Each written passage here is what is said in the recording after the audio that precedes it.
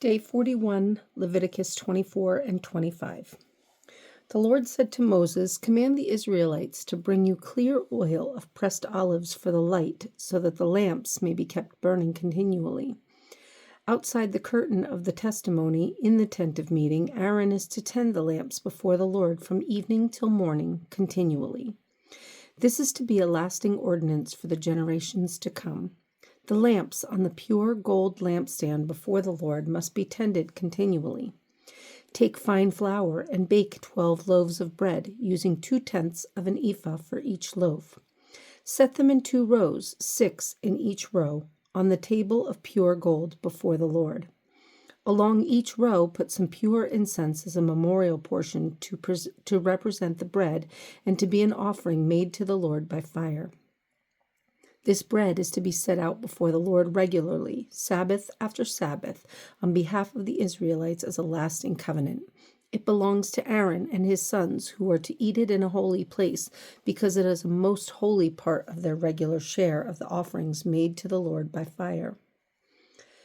Now the son of an Israelite mother and an Egyptian father went out among the Israelites, and a fight broke out in the camp between him and an Israelite. The son of the Israelite woman blasphemed the name with a curse, so they brought him to Moses. His mother's name was Shelomith, the daughter of Dibri the Danite. They put him in custody until the will of the Lord should be made clear to them. Then the Lord said to Moses, "Take the blasphemer outside the camp. All those who heard him are to lay their hands on his head, and the entire assembly is to stone him. Say to the Israelites, if anyone curses his God, he will be held responsible. Anyone who blasphemes the name of the Lord must be put to death. The entire assembly must stone him, whether an alien or native born. When he blasphemes the name, he must be put to death. If anyone takes the life of a human being, he must be put to death. Anyone who takes the life of someone's animal must make restitution, life for life. If anyone injures his neighbor, whatever he has done must be done to him. Fracture for fracture, eye for eye, tooth for tooth. As he has injured the other, so he is to be injured. Whoever kills an animal must make restitution, but whoever kills a man must be put to death. You are to have the same law for the alien and the native born. I am the Lord your God." Then Moses spoke to the Israelites, and they took the blasphemer outside the camp and stoned him. The Israelites did as the Lord commanded Moses. Leviticus 25. The Lord said to Moses on Mount Sinai, "Speak to the Israelites and say to them, when you enter the land I am going to give you, the land itself must observe a Sabbath to the Lord. For 6 years sow your fields, and for 6 years prune your vineyards and gather their crops. But in the 7th year the land is to have a Sabbath of rest, a Sabbath to the Lord. Do not sow your fields or prune your vineyards. Do not reap what grows of itself, or harvest the grapes of your untended vines. The land is to have a year of rest. Whatever the land yields during the Sabbath year will be food for you, for yourself, your manservant and maidservant, and the hired worker and temporary resident who live among you, as well as for your livestock and the wild animals in your land. Whatever the land produces may be eaten. Count off 7 Sabbaths of years, 7 times 7 years, so that the 7 Sabbaths of years amount to a period of 49 years. Then have the trumpet sounded everywhere on the 10th day of the 7th month, on the Day of Atonement, and sound the trumpet throughout your land. Consecrate the 50th year and proclaim liberty throughout the land to all its inhabitants. It shall be a jubilee for you. Each one of you is to return to his family property, and each to his own clan. The 50th year shall be a jubilee for you. Do not sow and do not reap what grows of itself, or harvest the untended vines, for it is a jubilee and is to be holy for you. Eat only what is taken directly from the fields. In this year of jubilee, everyone is to return to his own property. If you sell land to one of your countrymen or buy away from him, do not take advantage of each other. You are to buy from your countrymen on the basis of the number of years since the jubilee. and he is to sell you on the basis of the number of years left for harvesting crops.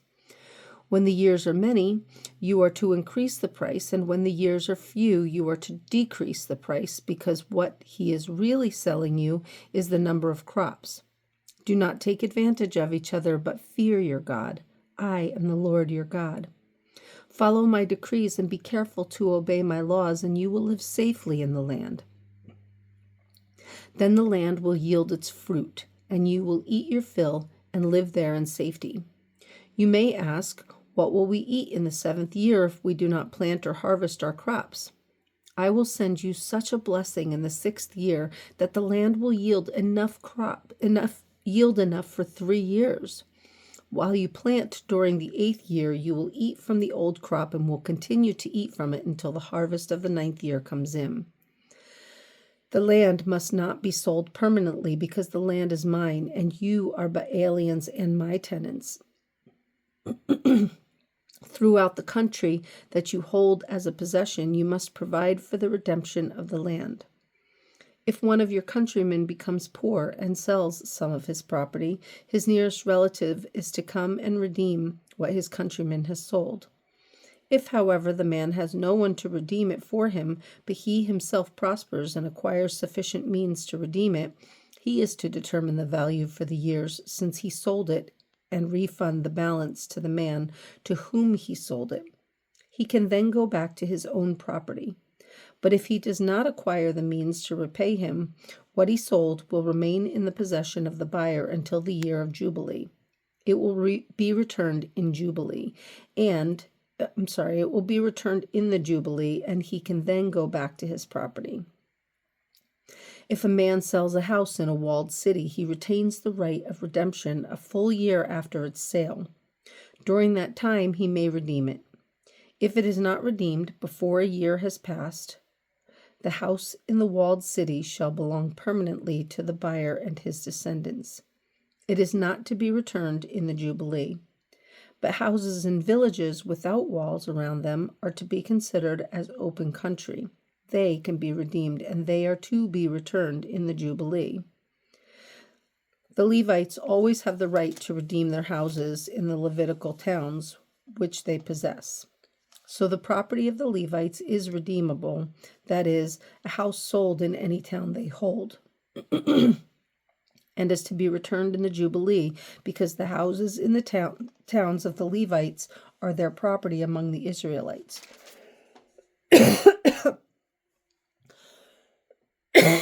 Excuse me. But the pasture land belonging to their towns must not be sold. It is their permanent possession. If one of your countrymen becomes poor, goodness.